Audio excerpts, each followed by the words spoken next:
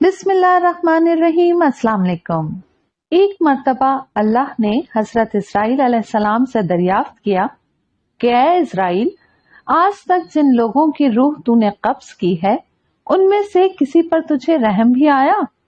हजरत Israel अलैहिस्सलाम ने अर्ज किया, ऐ मौलाए करीम, मैंने करोड़ों लोगों की जानें कब्ज की हैं, मगर 2 जानें ऐसी हैं जिन्हें कब्ज करते वक्त मुझे बड़ा सदमा और रंज हुआ।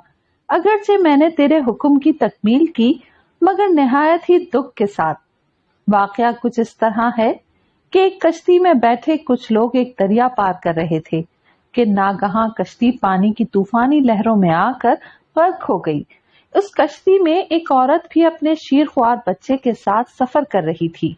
जब कश्ती गर्काब हुई तो औरत अपने बच्चे को संभालते हुए किसी तरह एक तख्ते का सहारा लेने में कामयाब हो गई। दरिया में पानी का तूफान जोरों पर था और बीच दरिया के तख्ता पानी की सतह पर बह रहा था और माँ और बेटा उस पर सवार पानी के बहाव की सिमत बहते चले जा रहे थे।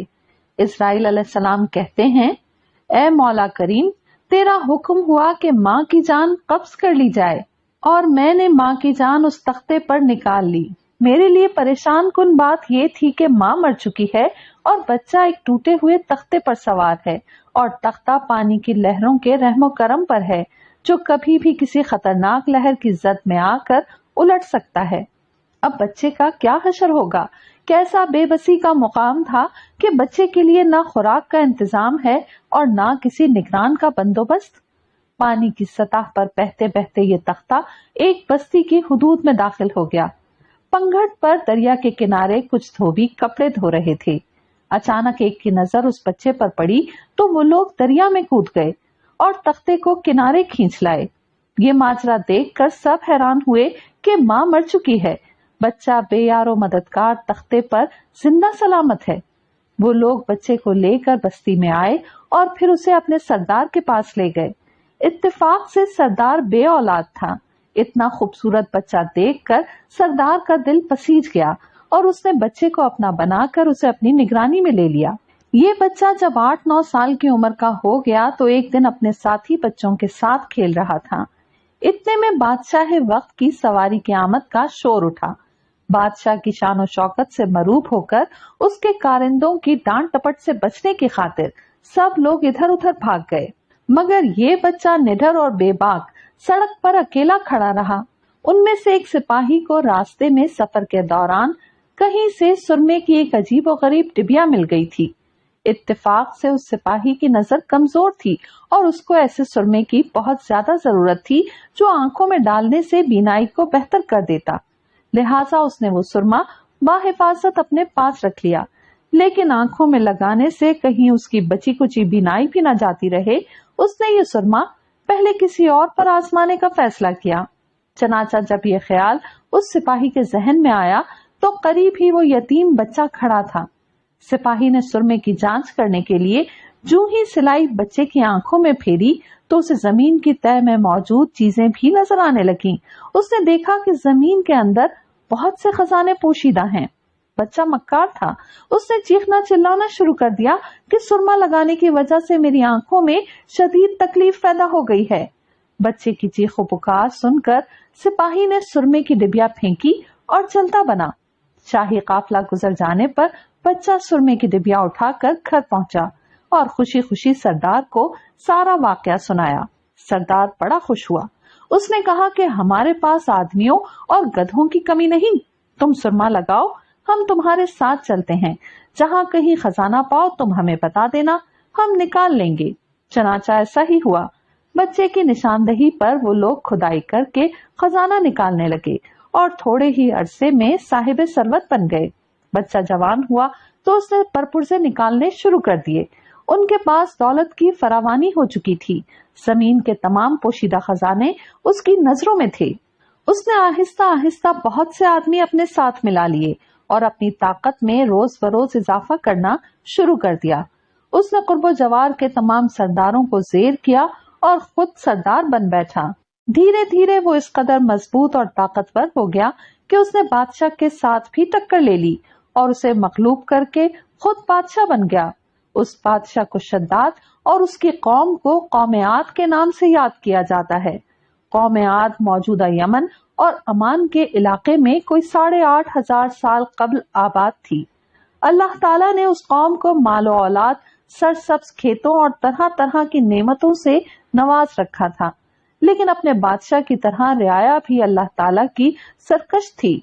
उसकी हिदायत के लिए हजरत हूद अलैहिस्सलाम को भेजा गया, मगर वो लोग बगावत और सरकशी में इस कदर आगे निकल चुके थे कि उन्होंने राह हिदायत पर चलने से इनकार कर दिया।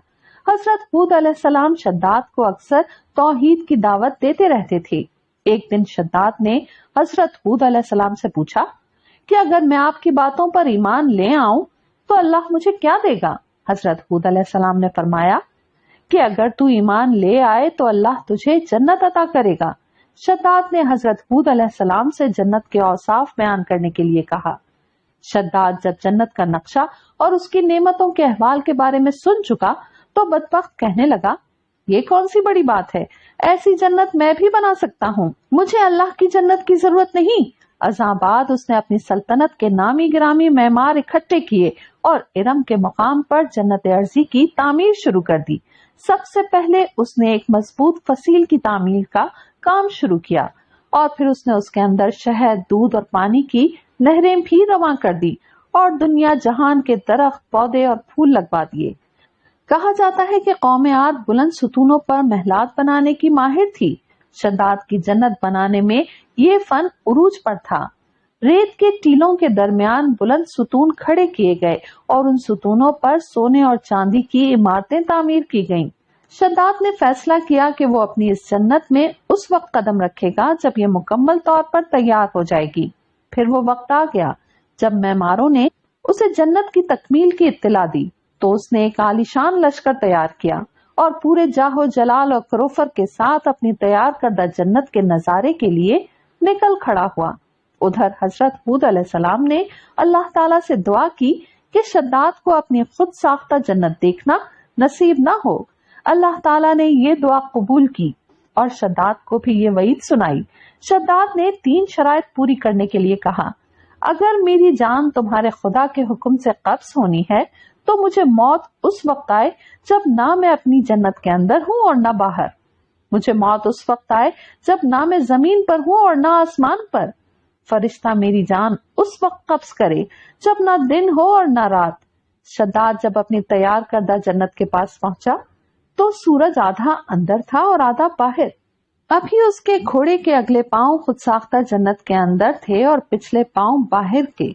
अपनी जन्नत को देखने की खुशी में बेखुद होकर घोड़े पर से छलांग लगा दी।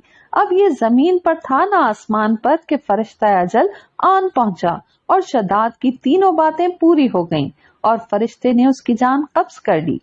हजरत इस्राईल अलैहिस्सलाम को दोनों बार अगर किसी पर तरस आया तो वो शद्दाद था।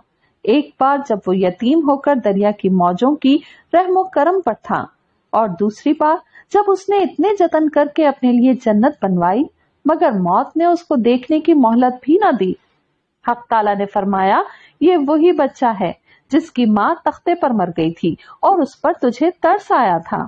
उस बच्चे ने बड़े होकर नाफरमानी की, खुदा के हुक्म से बगावत की और सरकशी अख्तियार की, मगर हमने उसे खुद साख्ता जन्नत में कदम रखने की मोहलत भी न दी और उसे बाहर ही हलाक कर दिया।